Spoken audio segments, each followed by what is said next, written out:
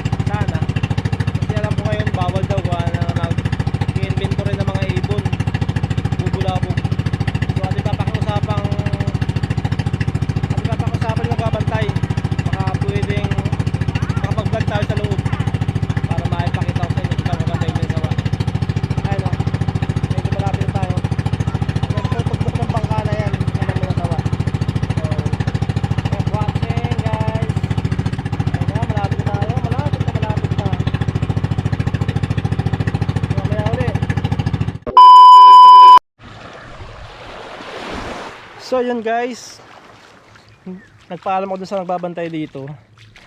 Bawal pa daw sa loob ng may order yung bayan na bawal yung mga bumibisita dito sa loob para bumalik daw muna yung bumalik yung mga ibon. Saka sabi niya ngayong buwan daw talaga wala yung mga ibon. Parang may buwan sila na pumapa rito tapos umaalis din.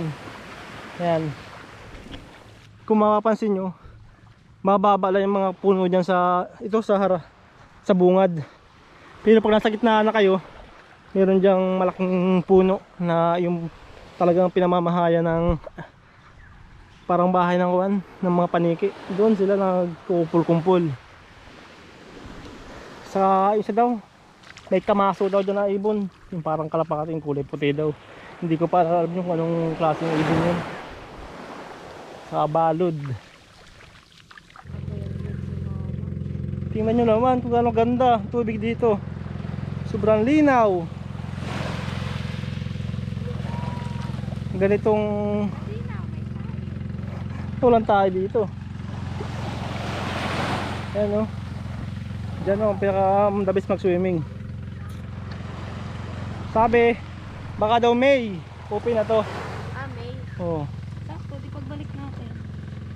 Dapat i-open ng ngayong mahal na araw. Kaya lang dahil nga sa mga makulit nagpipiknik, may ingay, ayun, pinagbawalan. Ang ganda dito, pumisto. Yan, sa gilid ka lang. Ang lawak ng gubat dito sa gitna niyan.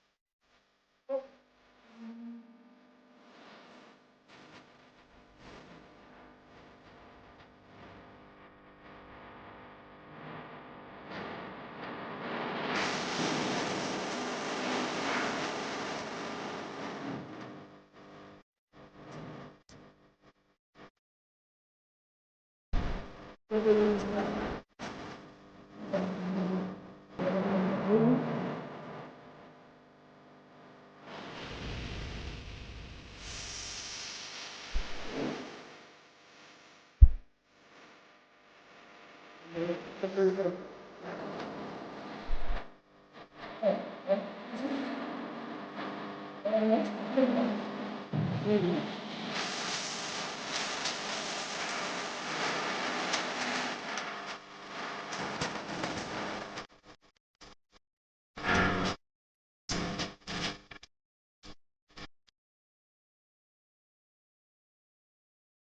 pa lang ito. Bakit ito?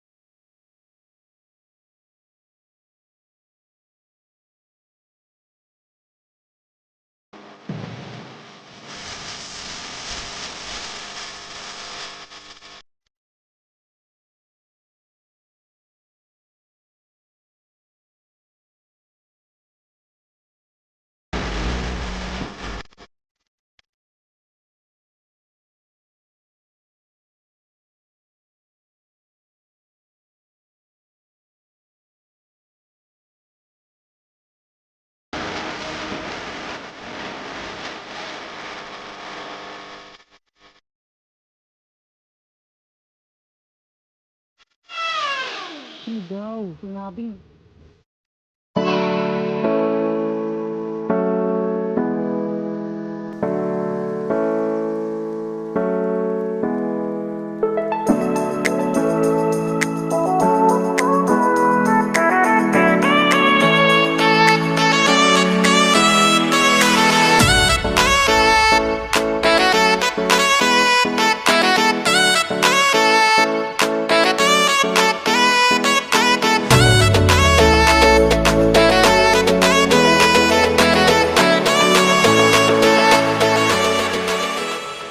Yung guys, baka tayo hanggang dito na lang.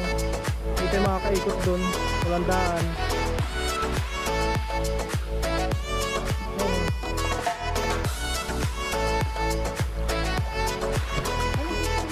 Parang tayo nakapasok sa loob. Baka naman sa loob. So, dito naman tayo. Magtala muna kayo dito.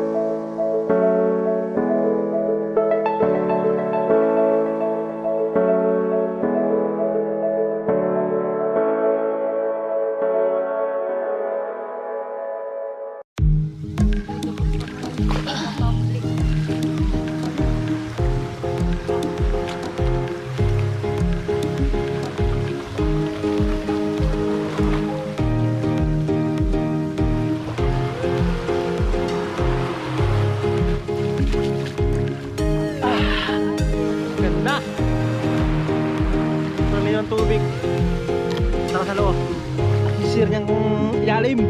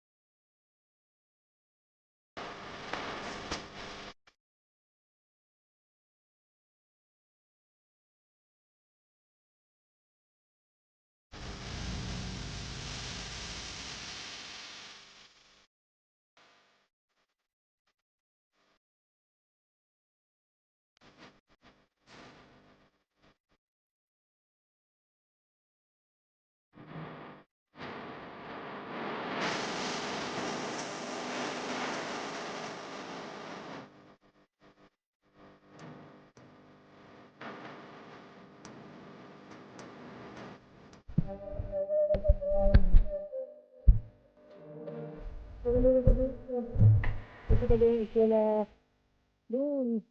Pagkita nyo lang pala tayo. Sobrang puti ng buhangin. Kung talaga yung puti-puti. Talaga sila lang yun. Talaga yung